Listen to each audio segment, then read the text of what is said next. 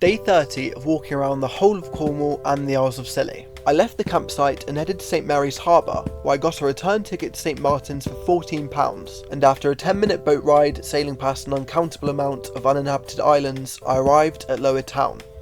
After landing, I started heading towards the coast path, which took me along Lower Town Beach. After weaving through a maze of decorative fishing nets, the path continued inland and I carried on my way.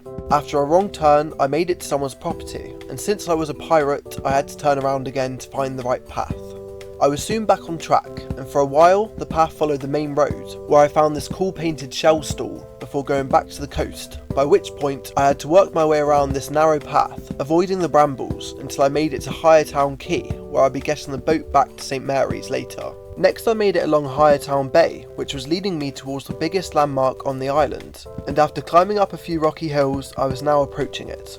Soon I reached the day mark, which can be seen all across the Isles, and explored around the ancient sites on the top of the hill as well, before heading onwards on the path. I headed along the next bay, but was wary of the time, as I had a follower from the islands inviting me to a bonfire on the beach with his friends, which I would need to catch the next boat back for, so running at some points I hurried onwards, but still taking the time to appreciate the views.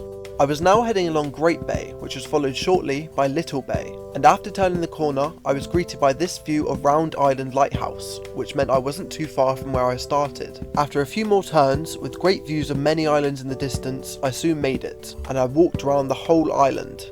I then headed back to Higher Town Quay through the middle of the island, seeing some more of the sights that St Martin's had to offer, before taking the boat back to St Mary's, where my new friends were waiting for me in the pub. Airbnb. We walked through the island towards the beach as he gave me some fun facts about Scilly, and we all sat for hours with a bonfire enjoying the Scilly life, which I was now growing to love, before it got dark and I headed back to the campsite to get some rest for tomorrow's islands. Follow me for day 31, where I walk around both the second largest island of Tresco and the smallest island of Briar.